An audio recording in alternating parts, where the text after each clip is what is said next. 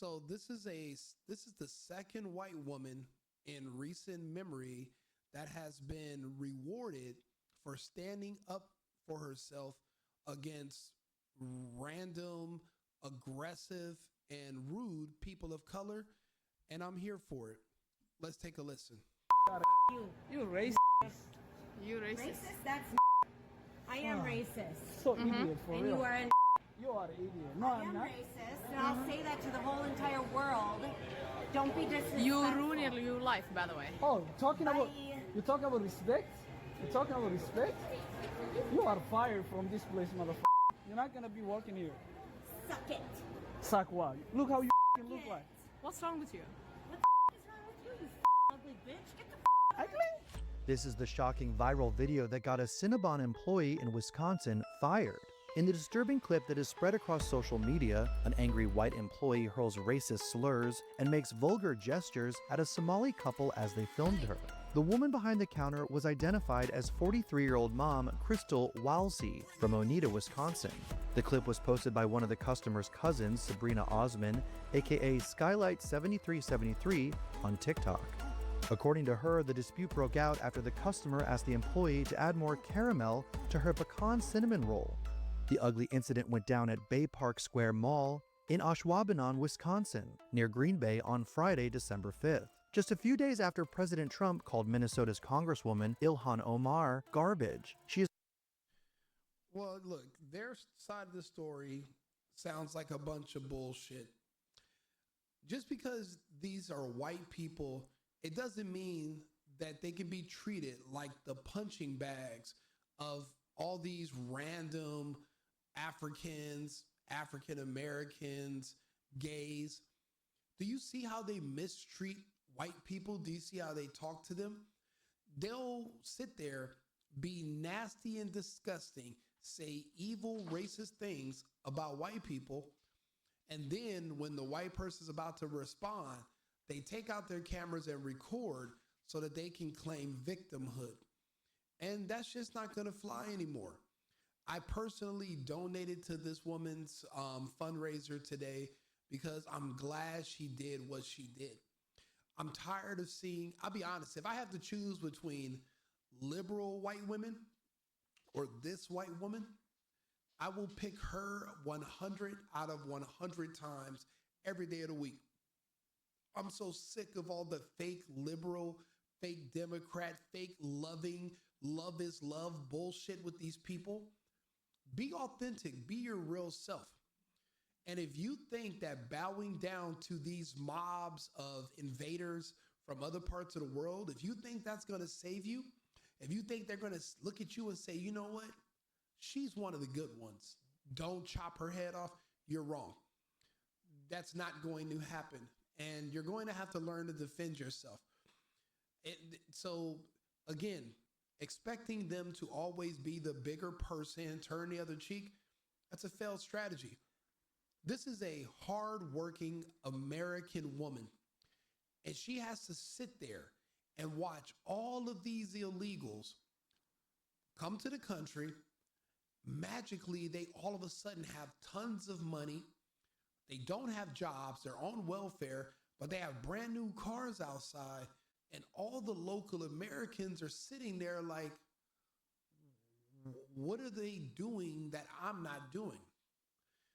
Well, you're not committing fraud, and you're not, and they don't mind committing fraud because we don't even know their real identities. They can always fly back home and get away with anything they want to. But they're also, so again, they're committing fraud. They're getting social security. They're getting welfare. They're on Section 8, so everything's subsidized, plus their fraud money. While you're working hard and your tax money is being scammed by them through the federal system. So basically, you're busting your ass so you can afford to give them cars and food and housing. And then they have the nerve to come there and talk down to you because you work at a Cinnabon. They talk crazy to you because they think you need that little job. Because they're scamming and stealing from the system, they pretend that they're more successful than you.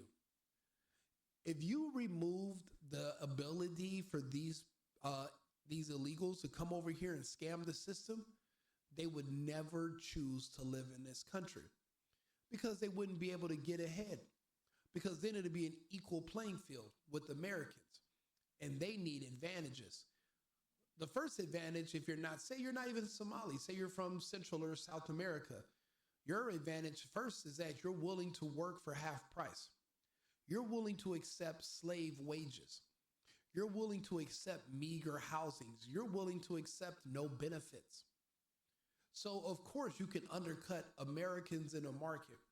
So you might temporarily appear to be more successful, but you're not. It's a false economy. It's not real. It's only based off of slavery. And I thought everybody in this country was so anti-Confederacy, pro-union, but yet when the opportunity to turn people into slaves comes up, people just jump on it. I thought we were supposed to be against that. So what was the whole purpose of the Civil War if you guys still want slave labor? Oh, but RICO, who's going to pick the crops? Who's going to clean the toilets? Isn't that the same argument the Confederacy made? Who's going to clean our houses? Who's going to pick the cotton? It's the same thing. And then, except you're not living on the property where you're working, they give you just enough money to pay for housing off-site. But if you were living on the property for free in exchange for your labor, you're pretty much breaking even, the same that these illegals are doing. Except they pool all their money together so they can afford to do a little bit more, but they all live together. It's a different world, it's a different lifestyle. I've seen so many instances where people literally treat white people like trash. They talk to them terrible. They act as if every white person is a billionaire. And they say ridiculous shit like, oh, you had a 400-year head start. Okay, black people had a 175-year head start. When did the Civil War end? But you're not putting them to the same standards that you put white people. And a lot of these other races are coming over here to the United States and they're adopting these Black American talking points. But you got to think about it. Black Americans hate the country. So when these people are coming over here and they're picking up these mannerisms, they're picking up these traits that are basically to push down the country and to hurt the country, not to be proud of who you are, where you're from, and to want to see your country do better as a whole. These people hate everything about life in the world. And they're spreading that into these immigrants who are coming over here who are now thinking, okay, that's a good playbook. Let me do the same. Now, I'm glad this woman fought back and cussed these fucking people out. These people are over here scamming us and robbing us, and then they want to come play in our face and talk down to us while we work our meager jobs. But these meager jobs are generating tax dollars that we're using, we thought, to feed you. We remember you with all the flies and shit everywhere and Sally Struthers. We remember all those things.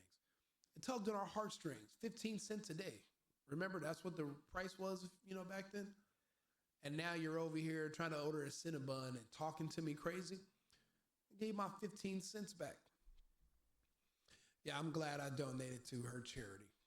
He's the first Somali American to serve in Congress. Ilan Omar is garbage. She's garbage. Her friends are garbage. His heated remarks come as feds crack down on a billion-dollar welfare fraud scheme, apparently carried out by numerous Somali migrants in the state.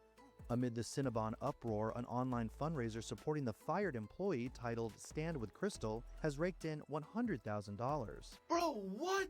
Cinnabon shared this statement on X. We've seen the disturbing video from the Cinnabon bakery in Ashwaubenon, Wisconsin, and we do not condone this behavior. The former employee was immediately terminated by the franchise owner. Their actions do not reflect our values or the welcoming experience every guest deserves.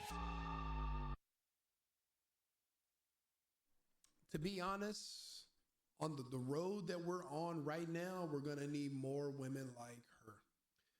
There's already going to be a collision.